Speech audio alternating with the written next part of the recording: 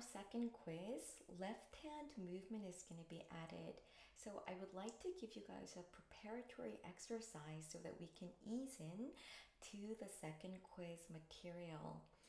If our first quiz was all about basic posture and setup while emphasizing on the bow arm, the second quiz's goal is to number one, maintain our bow arm while adding agility to our left hand fingers. So let's take a look at this exercise together.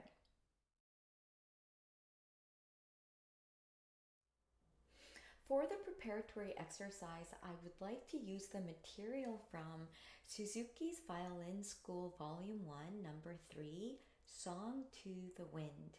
What is amazing about Suzuki's pedagogical method is that he gives us side comments, letting us focus on what to especially pay attention to so that we can have a very constructive learning session. So for this piece, I would like to have separate goals for the right hand and left hand. So let's start with our left hand goal.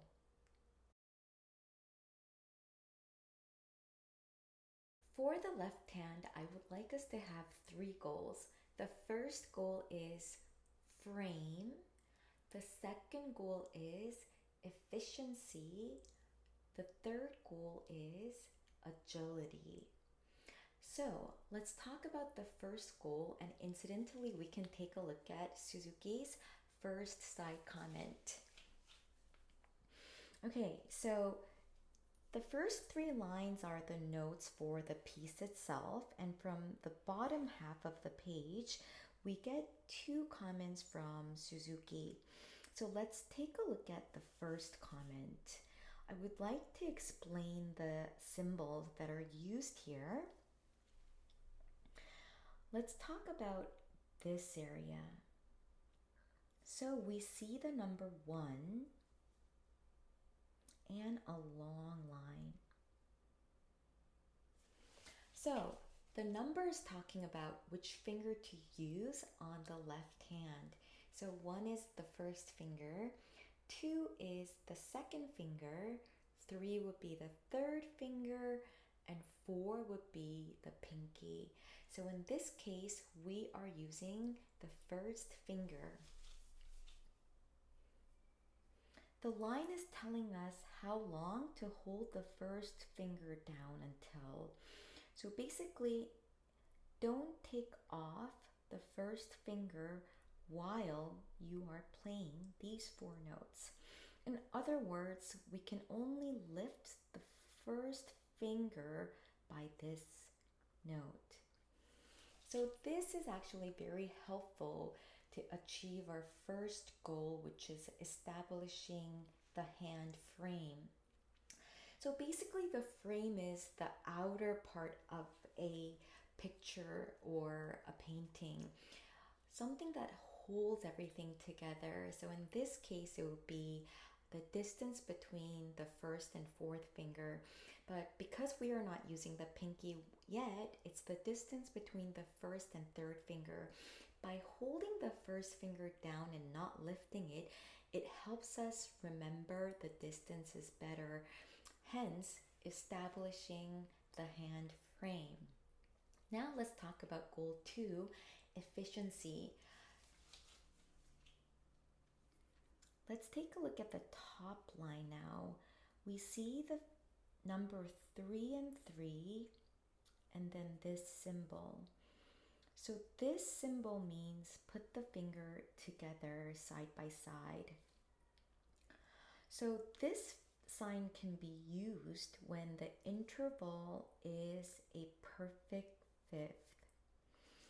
So perfect fifth, this is a very theoretical jargon that is used very common in music, but it's not so important that you guys understand what a perfect fifth is, but physically what we have to do. But just to give you guys a very, very simple explanation, the violin is tuned in perfect fifth. So from G to a D, it's a perfect fifth. Now the fifth is talking about an interval, distance between the notes. So G is a sol, D is a re.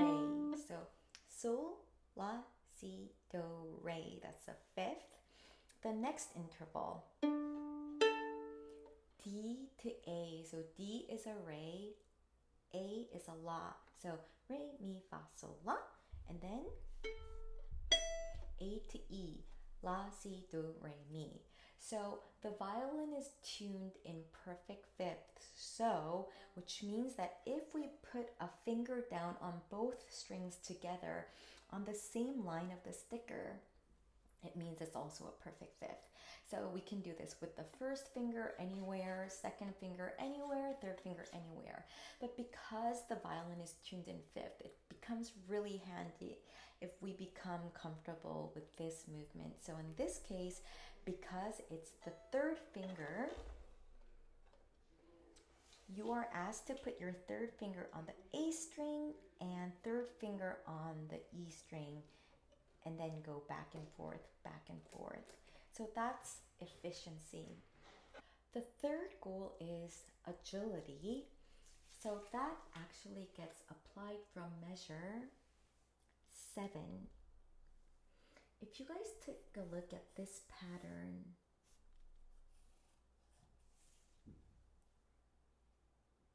do you recognize it? 0, 3, 2, 1, 0, 3, 2, 1. So it's the same pattern that you guys learned in Twinkle Twinkle, and incidentally, it was that pattern that gave us the most difficulty. In this piece, we will be practicing that pattern at a much quicker tempo. So those are the 3 goals that we have for the left hand. Okay guys, so let's go from measure 1 together note by note, keeping these 3 goals in mind. So let's start from measure 1. You're going to see the numbers 0, 1, 2, 3. So this is all on the A string, which is the second string from the top. So for this piece, we are only going to be using the top 2 strings, the A and the E string. Now, speaking in terms of the lines on the sticker, it's actually the same as Twinkle Twinkle.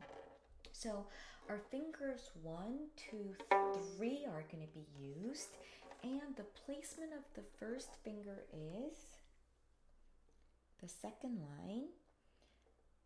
The placement of the second finger is the 4th line, and the placement of the third finger is on the 5th line. Once again, placement of the first finger is on the second line. Placement of the second finger is 4th line, and placement of the third finger is 5th line. Now it's the same for the E string, and for the E string we will be using the first finger and the third finger. So the third finger on the E string is actually a new note that was not used in Twinkle Twinkle but added for this piece. So one more time, 1, 2, 3, and for the E string, 1, 3. Okay, so measure 1 is open string 1, 2, 3. Okay, so let's try measure 1. Open string, first finger here, second finger. Let's do it one more time.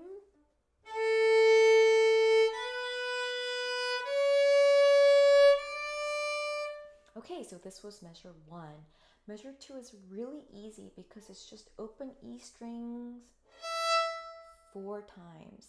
So let's add measure 1 and 2 together.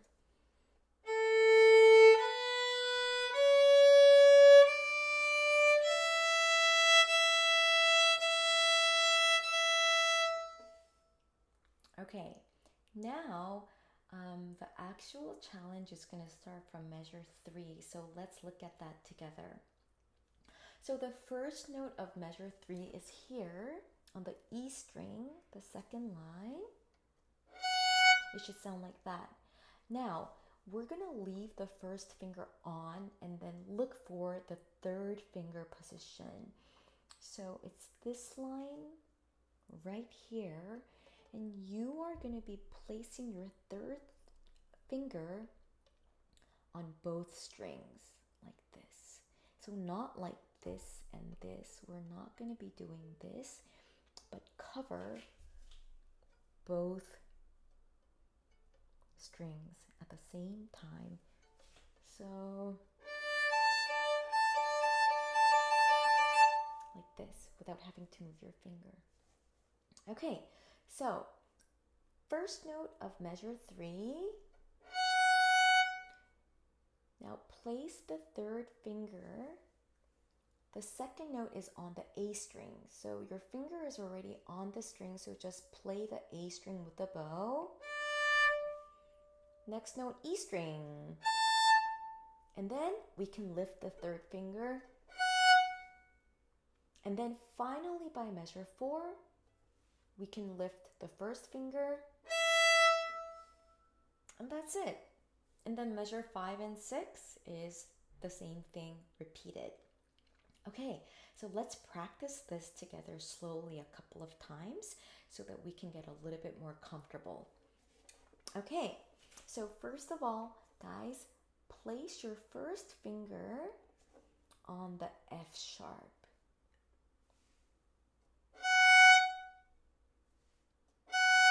Okay, are you ready? Now, add the third finger on the A string and E string together. Now, up bow. Down bow is E string. Now, just in case your finger is not fat enough to cover both strings, or for some reason you're not getting the right tone, you can use your elbow. So if you swing your elbow in, your third finger gets closer to the A string. When you swing your elbow out, your third finger gets closer to the E string. So you don't have to make your elbow movement this big, but a little bit helps.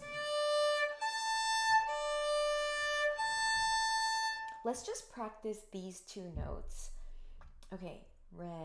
You're going to start up bow, and then we're going to be doing up on the A string, down on the E string. Ready?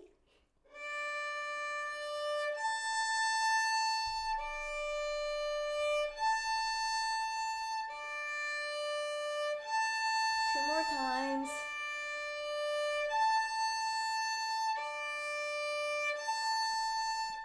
Okay, now let's put it together, measure 3.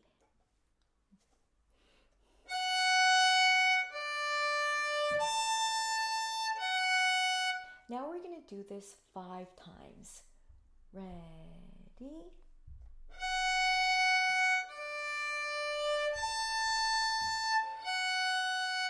Now for the second time, really focus on your first finger this time and make sure that you are not lifting it up. So leave the first finger down.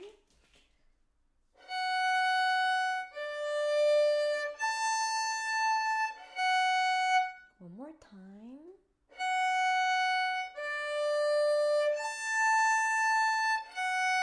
Let's do it 2 more times.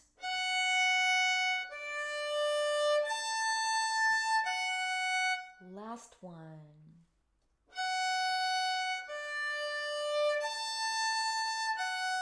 Now measure 4. We finally get to lift our first finger up and then open E string. So that was measure 3 and 4. Now measure 5 and 6 is exactly the same. So again.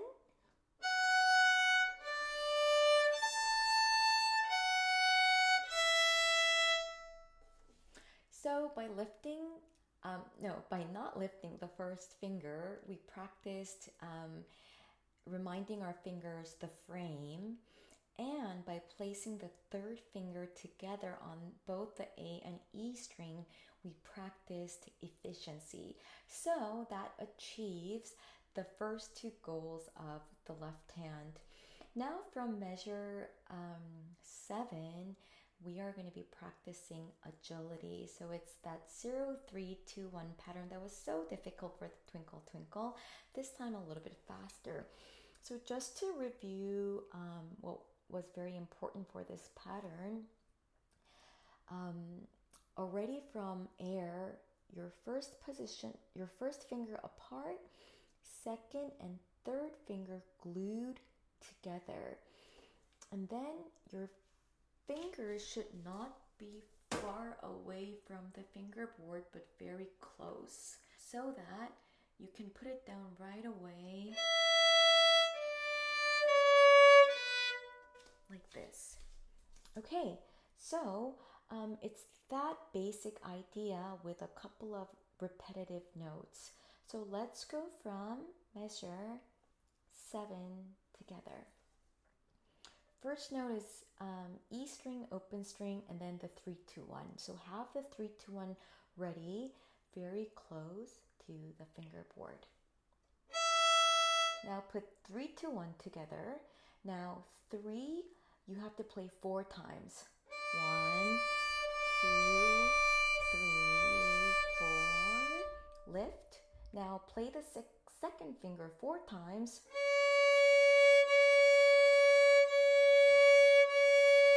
Lift the second finger and then play the first finger 3 times.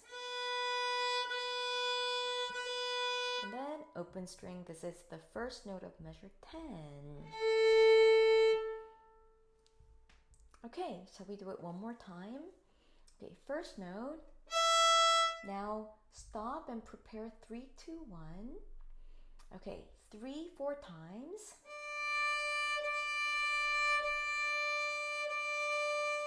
Lift, 2, 4 times.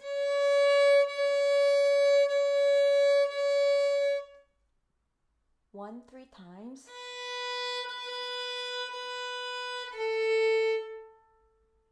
Now let's take a look at measure 10. It's A string, open A, 2, and then open E string. So, okay, now let's put measure 7 all the way until 10 together. Ready?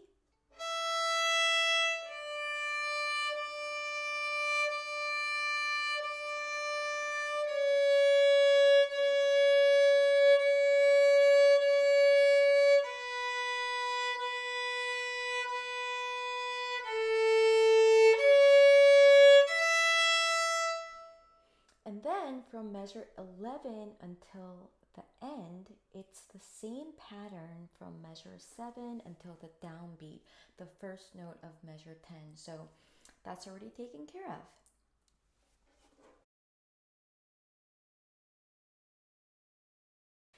Okay guys, now let's talk about the right hand goal. For the right hand, I have 2 goals. The first goal is Suzuki's second side comment. It says here to quickly retake the bow. Okay, so the first goal is to practice retake. What is retaking the bow? It basically means doing 2 double down bows. So normally if we let the bow move in its natural way, if we go down, we have to go up. But a lot of times, there are times when we have to do 2 down bows. By finishing down bow, and then having to start again on a down bow. So this is giving us a chance to practice that. So when we are retaking the bow, 2 things have to happen. First of all, change the direction by making a circle with your right arm. So, circle, circle, like this. So this kind of movement. The second thing is, after the circle, you have to put the bow hair on the string instead of starting from the air. So if we start from the air, this is going to happen. You hear that attack in the beginning? So basically, after you lift, it's on and then go. On and go. On, go. So let me show you from measure 3 how this gets applied.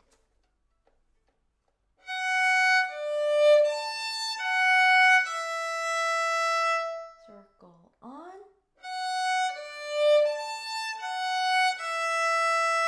Circle on. Like this. Now the second goal is to add wrist movement to our playing.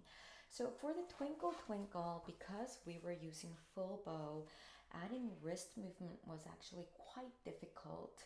But for this piece, I don't know if you guys noticed, but we are using very little bow in the middle part of the bow. So this is much easier to apply the wrist movement. One thing that I want to talk about before is articulation. So in string playing, how to use the bow, how long we use the bow, what kind of attack we do with the bow, everything that is related to the bow is called articulation. One of the articulation is called a staccato, and it is marked with this symbol. So dots on the note. Basically, to put it very simply, play it short. Another marking that we see here is this marking. This marking. This is called a tenuto, and it means play a little bit longer or heavier or leaned in. So for the purpose of this exercise, I would like you to omit the staccato. So don't play everything short and detached, but play everything connected. We call this legato. So connected and smooth. But if you want, you can observe the tenuto because this is playing a little bit longer, which is helpful for the legato bowing. So just to show this to you a little bit. Now, focus on the wrist movement.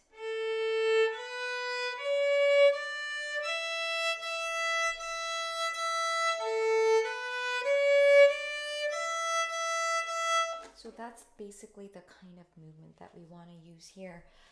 So don't try to do the movement artificially, but if you relax, then the wrist is going to work on its own. So basically, we're just allowing the wrist and fingers to let it do its thing by relaxing. Okay, so let's put everything together.